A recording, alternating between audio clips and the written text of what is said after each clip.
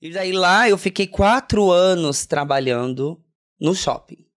E daí lá eu conheci o quê? Sendo testemunha de Jeová? McDonald's. O banheirão. Mentira, no shopping? Já naquela época já tinha? Já tinha. Eu acho que eu comecei. Eu instituí o banheirão. Mentira. Eu inaugurei. Eu sou uma das precursoras. Pioneira. Primeira trans a inaugurar banheirão no shopping. Um beijo, pessoal do shopping, que beijo, até hoje. Banheirão, todos vocês que me conheceram. Nossa, mas que radical pra quem ficava preocupado em se masturbar, de repente. Mas então o que acontecia? Não gente, sei. segredos. Ó, essas são coisas que eu nunca falei em lugar nenhum. Será que eu falo agora, Por gente? favor. Agora que eu vou trazer. Música de polêmica. Então vai, gente. Daí quando eu comecei a trabalhar, 14 anos, era isso. Gente. Daí eu ia lá no banheiro, daí eu via o movimento. Isso, o microfone, foda-se, né? Daí eu vi o banheiro, eu vi o movimento assim, daí eu ia dentro da cabine, eu lembro até hoje. Deus. E daí eu ficava enfiando pelo buraquinho. Mas se alguém chegasse? Eu tava dentro da cabine. Você tava dentro olhando. Olhando, vendo os bofs mijarem, pegando a neca. Pega a dica. Mas hoje em dia eu já dei uma olhada, louca, não tem mais. Agora também mudei de banheiro, né? Não tem mictório, não tem mais Gente, disso, acabei né? de mandar pro meu primo de 12 anos. Não assiste, sai. Mas eu ficava espiando e me masturbava dentro daquilo. Isso era o quê? Hora do almoço. Começava a ficar uns 10 minutos, Gente. uma coisa. Tá. De repente eu comecei a ficar 1 hora inteira do almoço dentro do banheiro. E aí Comecei a atrasar. Inclusive, beijo, Vanderlei, se estiver ouvindo também. Mas ali começou uma coisa. Daí daqui a pouco eu saí Começou da muitas cabine. E daí eu comecei. Você saía. Eu saí depois de um tempo. Tudo isso foi um tempo. Claro. Um tempo olhando. Daí um tempo depois eu saindo da cabine. Ai, gente, foram coisas assim. E você conheceu pessoas ali? As pessoas topavam alguma coisa? Acontecia. Primeiro, tem coisas muito, muito delicadas Claro. que eu vou tocar, né? Aqui no assunto. Eu sinto. E eu vou falar deste contexto da cidade, mas eu acho que isso abrange um contexto social muito forte do que a gente vive hoje, problemático. Que é... Rio Preto é uma cidade muito pedófila. Eu comecei a trabalhar com 14 anos lá, né? Então, já desde os meus 14 anos, tinha esse fetiche porque eu era muito novinha. Eu tinha... Tava na flor da pele. Na flor da pele. Então, tinha uma coisa que eu sentia que os homens mais velhos, eles se aproximavam muito, né? Então... E começam aí a minha trajetória sexoafetiva nesse lugar, né? Esse é um traço que eu acho importante da minha sexualidade. Foi bom a gente ter criado esse contexto. Eu acho. Foi ótimo ter criado esse contexto. Pensando na criança reprimida, criada num contexto, tudo aquilo. E é aí que entra o Freud. É Freud mesmo. Porque tudo aquilo que a gente reprime muito, uma hora explode. Uhum. Uma hora vem e aparece, vem à tona. Antes disso, vem esse lugar onde, da minha primeira experiência sensual. Com 7 anos de idade, essas são coisas que eu nunca falei em lugar nenhum, mesmo. Com 7 anos de idade, uma pessoa da minha família, a Luísa fala disso, né? A Luísa falou sobre o abuso dentro de casa, né? Foi um ex-namorado da minha mãe, né? Eu lembro quando... Porque daí eu fui visitar a minha mãe... Porque aí eu não morava com ela. E daí eu fui visitar ela e... Esse cara, ele tava saindo do banho, minha mãe tinha ido trabalhar, né? E daí ele falou assim, ai, vem ver como é quentinho. E daí isso na minha memória é um lapso, assim. Porque eu não sei nem se eu peguei, se eu não peguei, não lembro o que foi. Mas eu acho que foi uma coisa rápida, assim. Mas aquilo ficou tão forte na minha cabeça, eu guardei por um tempo. E depois de certo período, eu contei pra minha tia, lá na casa da minha tia. Não contei pra minha mãe. E daí, depois de um tempo, isso gerou uma confusão. Foram brigar com ele, não sei o que aconteceu. Mas eu tenho tenho questões que eu carreguei aí dessa infância, nessa repressão, esse episódio, o banheiro, essa coisa escondida, o reprimido, daí saio do banheiro, quero ser tocado, quero viver aquilo. Por mais que fosse uma cidade pedófila, também é uma cidade muito racista. E como já diziam na época das minhas amigas mesmo, assim, no contexto de amizades, onde a gente foi se treinando a partir do ringue do gongo, né? Que era muito mais forte, inclusive, o gongo antes, né? Se gongar do que hoje. Hoje é menos.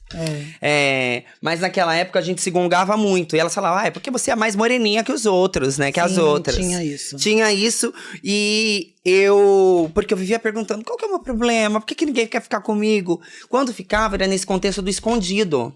E a sexualização também do corpo preto, tem isso também. Mas porque eu sempre fui mirradinha. Não era mirradinha. Eu nunca fui, eu nunca tive muitos pelos. Durante a pesquisa, eu vi vídeo seu ainda um pouco no processo de transição antes, né? Eu acho que posso falar assim. Você com as coxas redondinhas, peladinha que eu digo assim, sem lisa. Eu não tinha pelo, não tinha pelo no rosto. Então era uma criança. Isso pra esses homens aí, nossa, eu queria muito ter pelos naquela época. Eu lembro, assim, que uma das coisas mais. Mas isso antes da transição, né? Lá atrás. Tanto que uma das coisas que eu mais gosto. Uma das minhas partes favoritas no corpo de um rapaz são as axilas. Nossa, eu também! Eu amo sovaco, gente. Amiga, eu amo. Um dia eu vou rapidinho eu amo aqui. Sovaco. Por favor, gente, mostra aqui pra gente. Deixa eu ver. Mostra pra gente, sovaco. Nossa, gente, se vocês verem. Vamos parar tudo aqui, vamos ali já volta. Não é bi, não? Aquela... Eu uma vez voltando do colégio, foi a primeira vez que eu me interessei por isso. Eu voltando do colégio, tô assim, aí um cara segurou no ônibus assim. Amiga, eu adorava andar de ônibus. Eu quase desmaiei olhando. Ai, como que pode? Eu gosto de pensar. Ai, né? Tá, e daí? Daí, isso, os homens perdiam as axilas. Tá, não, mas aí teve o contexto do abuso. Teve o contexto do abuso, mas vamos pra frente. Que daí isso tudo foi criando... Você dialogou com a sua mãe depois disso? Não. Nunca conversou? Nunca conversamos. Quer fazer uma ligação agora? Não, tá, mas já é uma coisa que passou, gente, também. Ele tá junto nesse com ela até hoje? Então, foi um namoro muito rápido, inclusive. Não sei, não lembro disso. Mas foi assim, depois não durou. Contei pra minha tia, isso foi revelado, virou essa briga, se dissipou. Lembro antes disso também, sabe o que eu fazia? Na casa da minha avó, com os priminhos, eu corria atrás da casa, assim, a gente encostar pintinho no pintinho, um no pintinho do outro. Essa era uma coisa que acontecia. Eu beijei um primo meu. Mesmo? E daí pegaram os meus tios. Aí todo mundo queria ver se a gente não tava machucado. Olha que besteira. Não, por causa do beijo, né? Não, mas eu acho que eu comecei a viver assim, por causa dessa repressão, essas coisas, elas começaram... A proibição veio trazendo coisas à tona, assim, muito fortes. Lógico. E dentro do banheiro, era o espaço... Dentro do banheiro... Era o espaço... onde eu me permitia viver aquelas coisas. Porque ali, o que acontecia ali, ficava ali. Então, eu saía dali, eu podia voltar a ser testemunha de Jeová até então. Porque eu fui testemunha de Jeová até os 17 anos. Pensa, dos 14 até os 18, 19, eu trabalhei no salão. Até os 14 e 19 eu trabalhei no salão. Então, teve esse período do banheiro, que o banheiro, ele foi propício para a minha experienciação sexual. Nenhum testemunho de Jeová foi nesse banheiro um dia? Não. Tá. Não. Mas olha que... Depois a gente vai entrar até nesse... Nunca teve nenhum contexto sexual com a testemunha de Jeová. Apesar... Não tô falando nem de contexto sexual, de te ver nessa situação ou... Mas porque uma das coisas que são bem polêmicas, uma das coisas que eu descobri depois de adulta... Eu vou falar isso porque são coisas que são polêmicas, já vieram à tona socialmente mesmo, midiaticamente mesmo.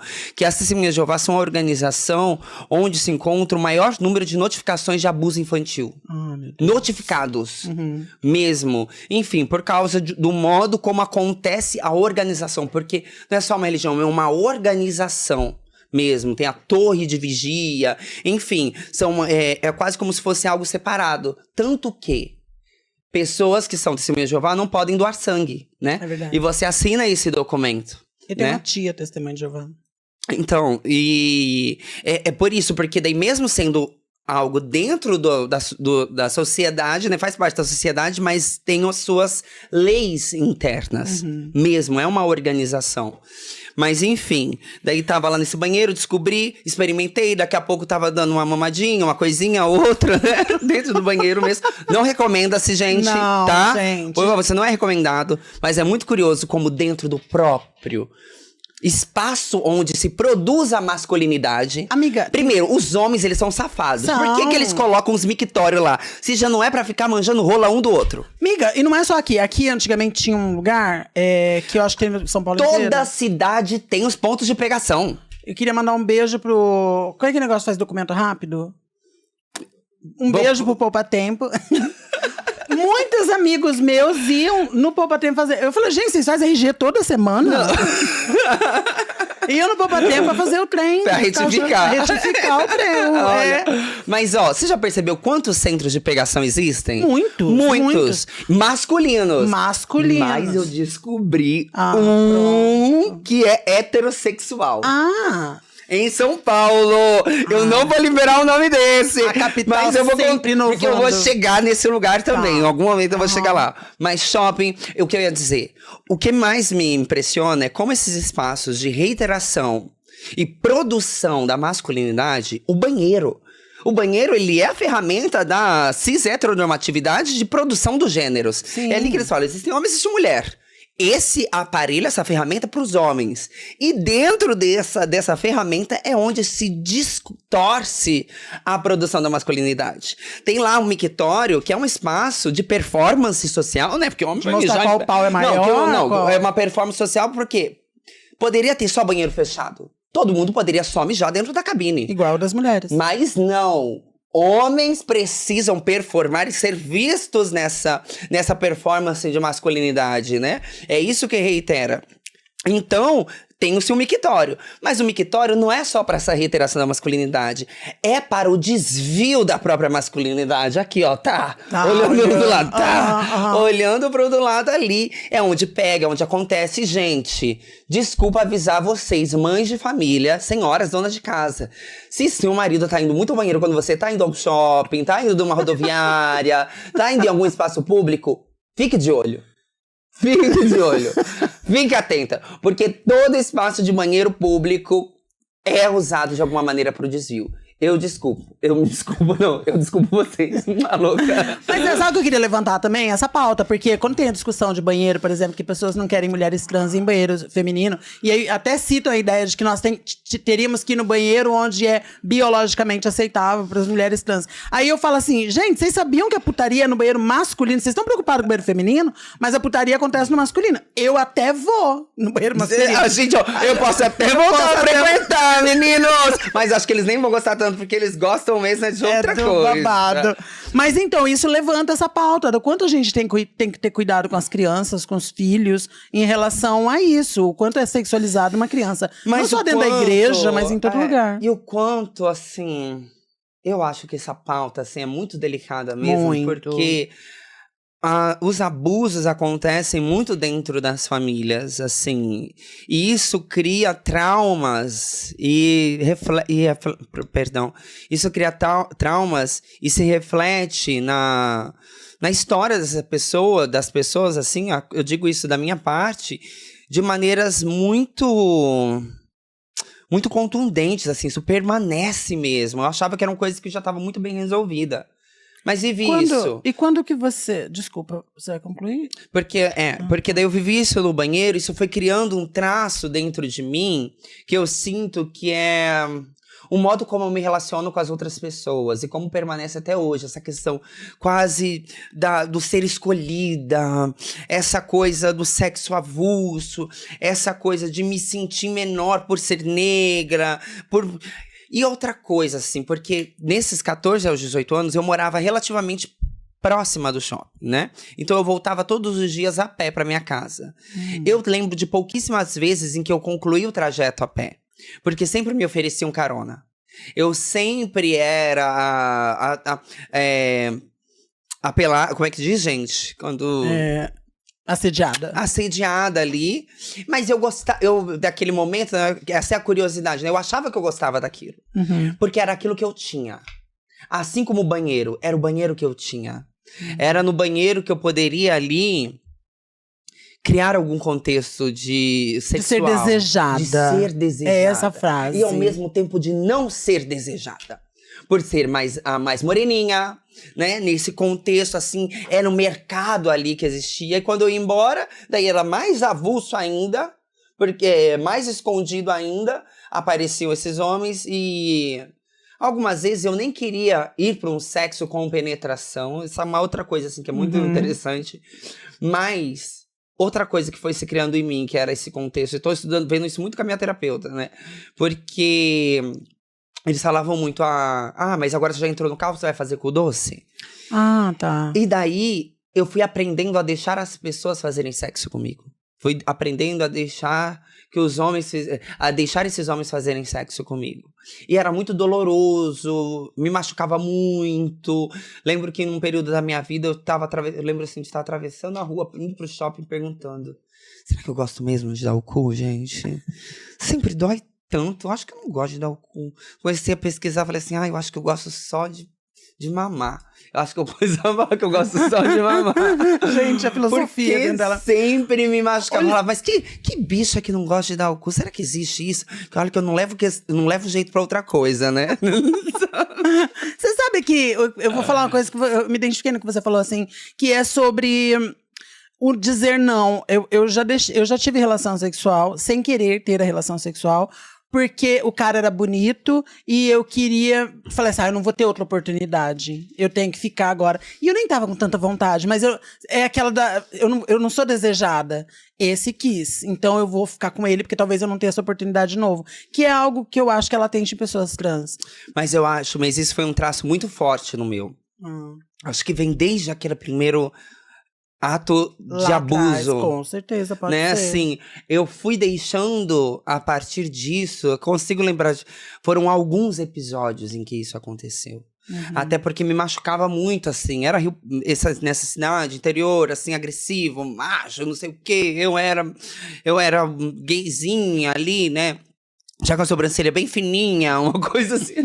Que eu lembro que essa era uma das coisas que os meus amigos diziam. Que esse era o problema, que ninguém queria namorar comigo, por causa da sobrancelha. Tá. Daí, portanto que tem a música Submissa do Sétimo Dia, né? Que eu falo, a sobrancelha... Esqueci, mas eu falo da sobrancelha. Quando foi que você se desliga da igreja e quando é que você se vê uma mulher? 17 anos. A minha festa de aniversário de 17 anos é a primeira vez que eu me montei. Incentivada por... tinha uma travesti que trabalhava nesse salão. Fabiola. Um beijo, Fabiola. E daí a Fabiola me montou. E daí eu me tornei a Lara. Ali, foi no meu aniversário de 17 anos, dia do meu aniversário. Que foi comemorado onde? Na igreja, na com a sua mãe. Na Boate Heaven. Daí, lá em São José do Rio Preto. Mas você ainda na igreja? Foi fazer isso escondido? Eu fui fazer escondido. Daí, lá no salão, já tinha me apaixonado por uma pessoa, já tinha um romance. Foi o meu primeiro romance, assim, daí lá dentro. Ele era cabeleireiro. Auxiliar de cabeleireiro, a gente dobrava as toalhas juntas lá. Ele tinha um namorado, e daí esse namorado descobriu, foi lá, ficou na frente do salão dizendo que ia me dar um couro. E ele era mais velho que eu também, era isso, né? Tudo era muito novinha. Eu era muito novinha, eles eram um pouco mais velhos. E o Juninho... Juninho, desculpa. Beijo, Juninho. Nem era tão mais velho assim. Mas hoje eu sou amiga do ex-namorado. Do que queria bater. Exato, Ulisses. Um beijo. Um beijo, Ulisses. Ai, meu Deus, a advogada gritando agora com tantos nomes. Ela desesperada. Advogada, né? Um beijo, inclusive, também. advogada. Um beijo, Carol Novaes. Mas teve isso, teve assim, momentos antes também, porque daí eu era muito inteligente naquela época, eu era ótima em matemática. E eu passei nas Olimpíadas de Matemática. Olha! Passei 3 anos, eu fui até a final 3 anos. Ganhei 2 medalhas de bronze e uma menção honrosa. Mas a primeira vez que eu fui, a gente ia estudar na Unesp. Junto com um grupo e estudar só um pouquinho assim. Pra segunda fase. E daí, nessa foi a primeira vez que eu vivi um conflito sexual muito forte. Porque daí tinha o terminal circular de ônibus. E daí lá, quando eu tava voltando da Unesp, Tinha um... Enfim, porque era isso. Eram muitos assédios que eu passava. Eu imagino. Muitos assédios. Não porque eu era muito bonita, gente. Que eu vim ficar bonita agora mais velha mesmo. Mas eu era jovem.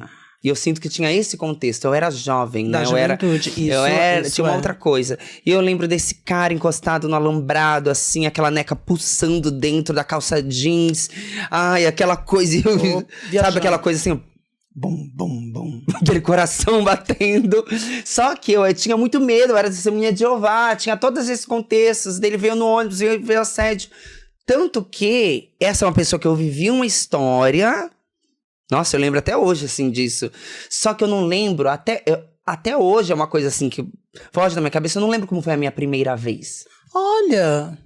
E é um momento tão marcante, né? E é um momento seja tão ruim marcante. ou bom, é tão Exato, marcante. mas é uma coisa que fugiu da minha cabeça, mesmo, né? Eu acho que por todas essas coisas que foram acontecendo, eu já não sabia. Aquela mamada do shopping, será que vale como primeira vez, né? Será que tem isso, né? Porque foram muitas coisas.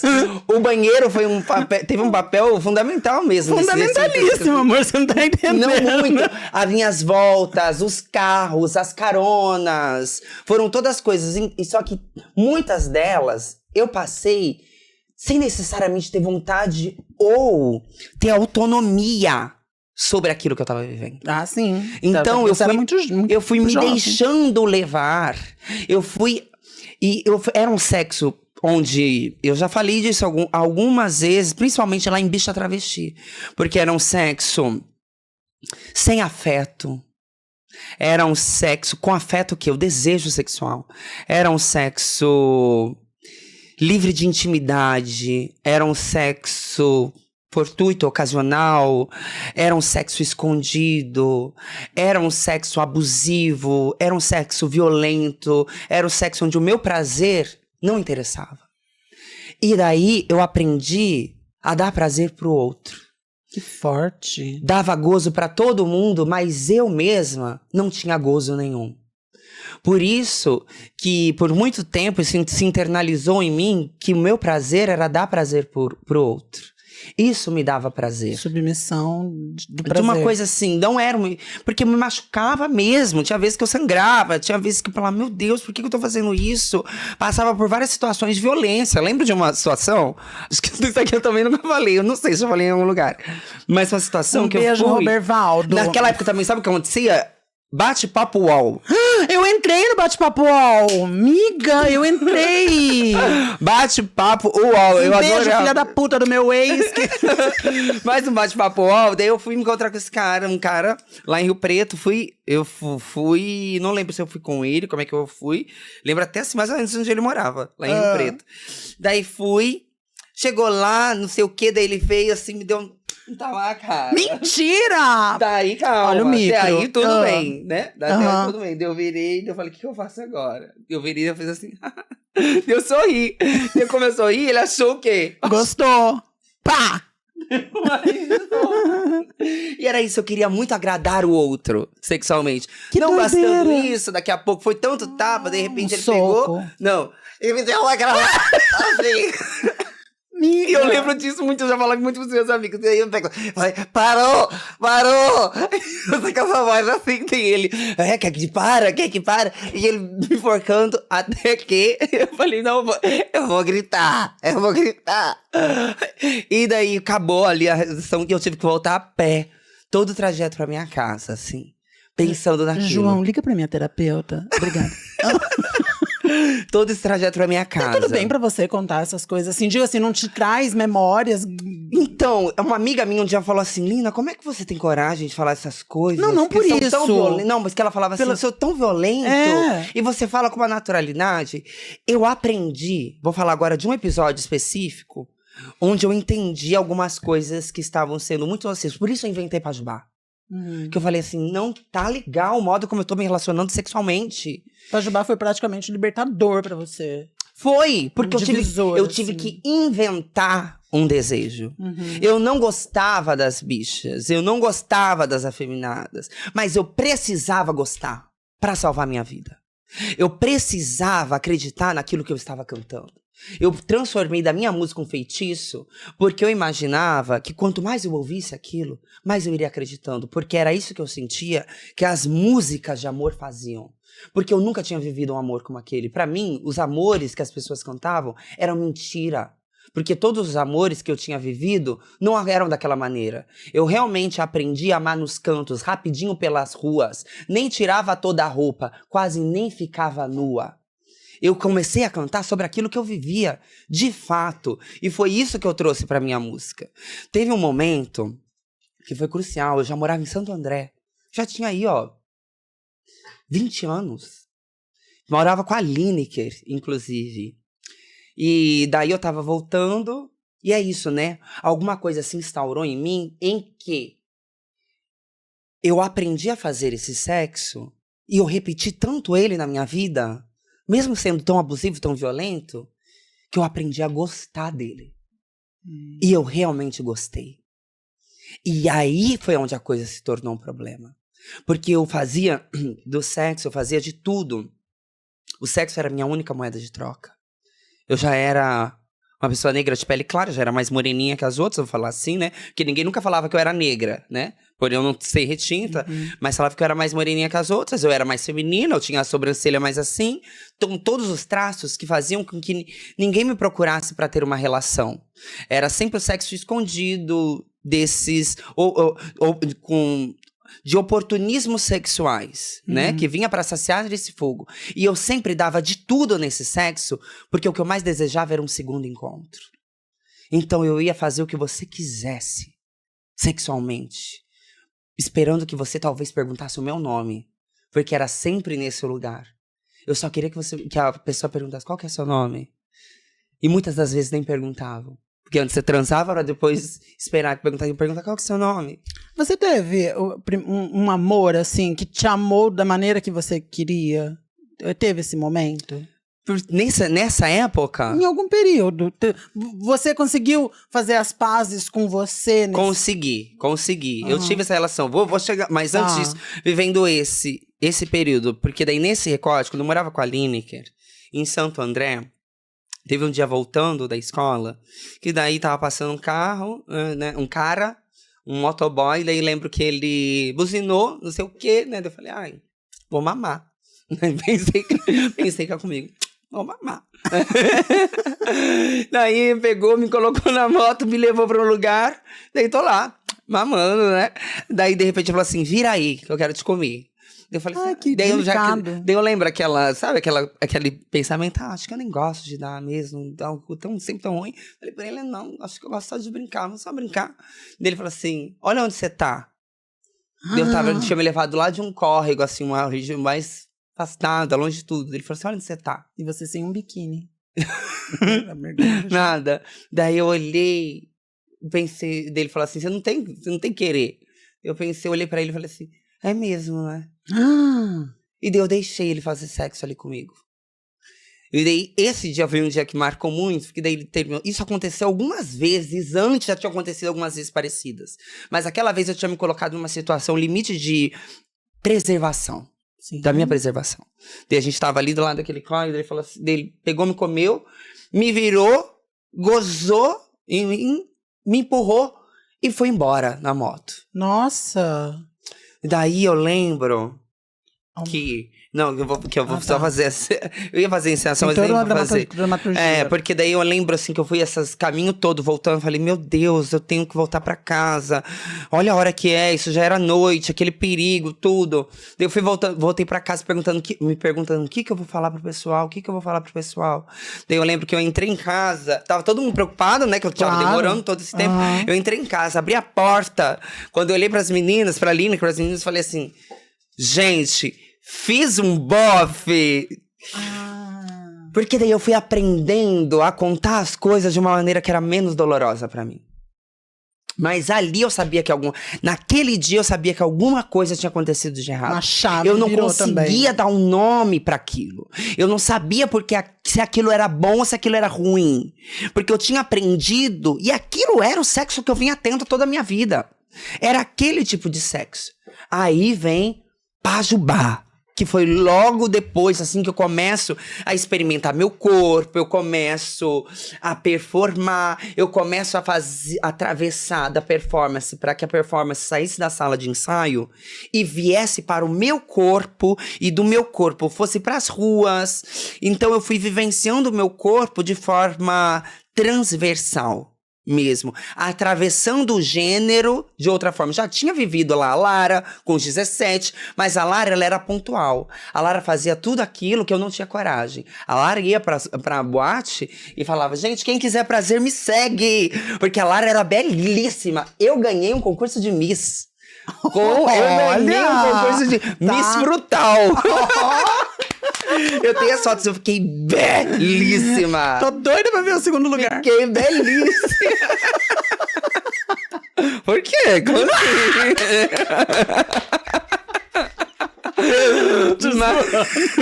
Mas eu era belíssima, amiga. Belíssima, eu era belíssima na cidade. Hoje eu vejo, assim, um corpo mais troncudo. Não tinha. Olha que eu não sei nem só das vestes da feminilidade, né? Assim. Sim, cara. Não, mas eu trago outras feminilidades também, né? Nesse lugar. Entendi. Eu sou meio disruptiva, assim, ainda que agora, ó.